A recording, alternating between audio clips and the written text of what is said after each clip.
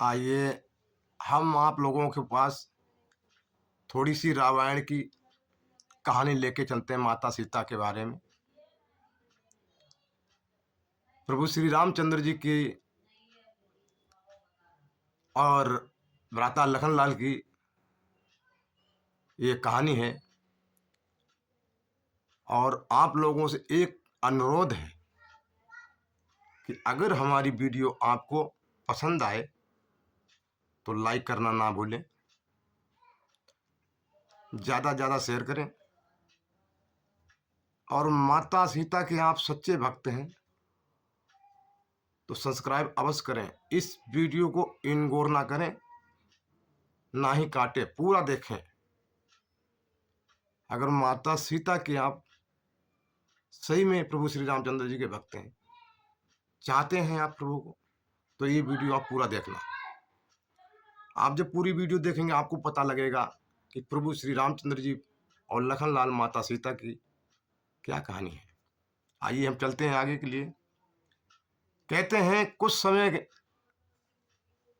पहले वैज्ञानिकों ने गाथा में लिखा है कि कहते हैं प्रभु श्री रामचंद्र जी के लखनलाल सुबह को उठ के चरण धो के पिया करते थे।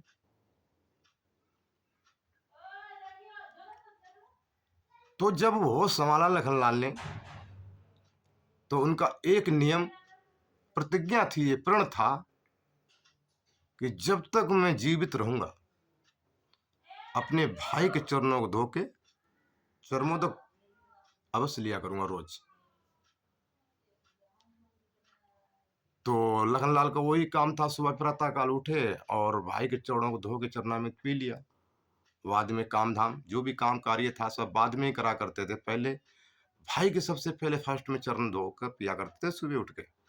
उसके बाद में जो भी कार्य थे, काम, खाना, दाना पानी जो भी था सब कुछ बाद में किया करते थे। उनका एक प्रण था कि सुबह जब भी मेरी आँख खुले मेरे प्रभु भ्राता भाई रामचंद्र जी के दर्शन मेरे सामने हो। तो वही कार्य था उनका। कुछ समय के बाद प्रभु श्री रामचंद्र जी का विवाह हुआ, माता सीता जी का घर में आगमन हुआ। माता सीता जी ने देखा, एक दिन देखा, 2 दिन देखा, कई दिनों तक देखा कि ये क्या,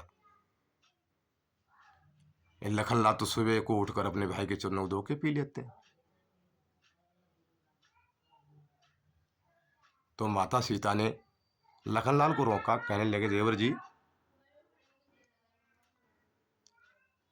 ये अब अधिकार तुम्हारा नहीं है।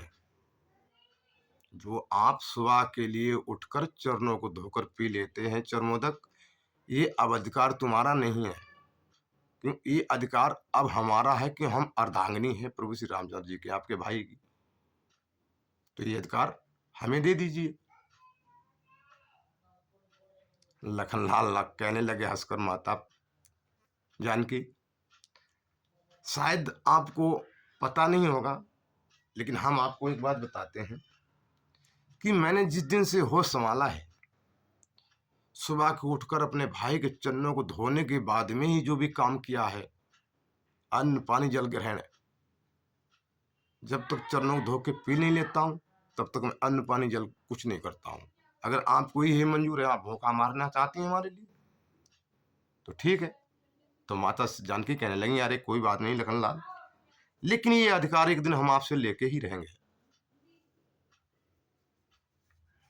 कुछ समय बीता, फागुन का त्योहार आया। फागुन का जब महीना आया तो चरत भरत राम लखन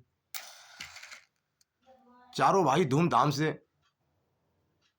होली जब खेल रहे हैं,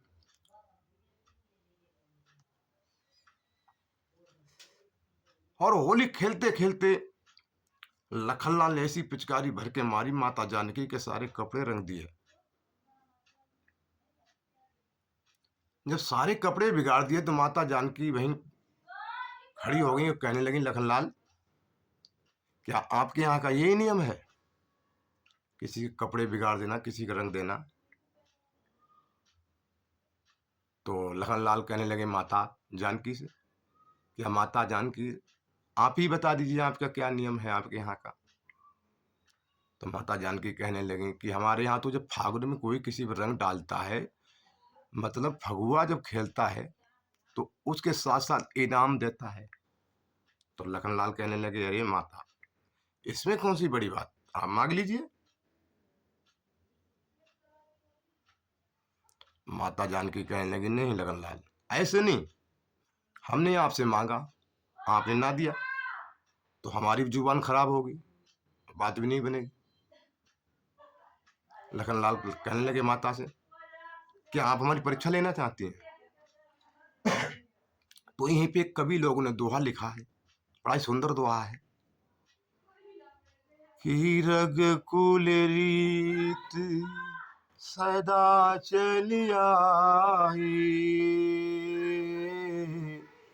प्राण जाए पर बचन न जाए, सिया राम जय जय राम,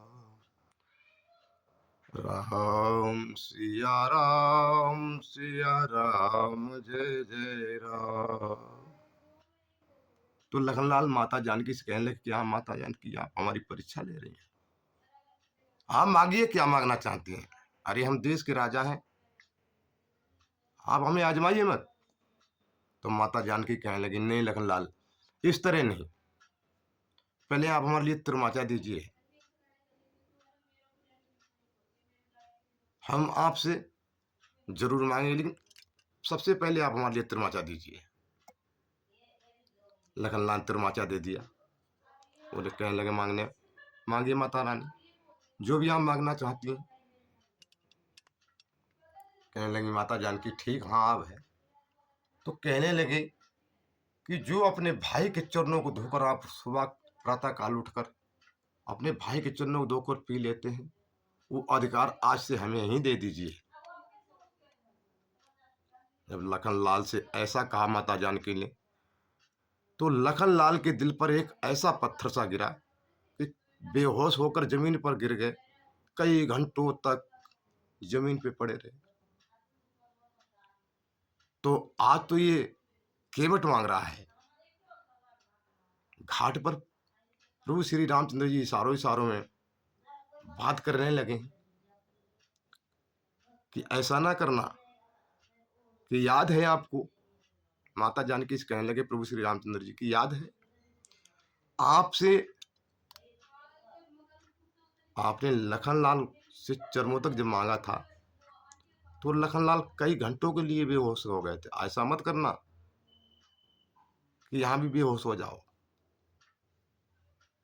तो ये पहला अध्याय श्यामपाल वर्मा जी ने, सॉरी, श्यामपाल रंगीला, पहला अध्याय, पहला पाठ अपनी मन की आत्मा से आप लोगों के पास पार्ट 1 भेज रहे हैं। अगर आप लोगों को हमारी रामायण की कुछ बातें अच्छी लगी हों, तो आपने अभी तक लाइक नहीं किया है, लाइक कर दीजिए। हम आपके पास इससे आगे की गाथा और भेजेंगे।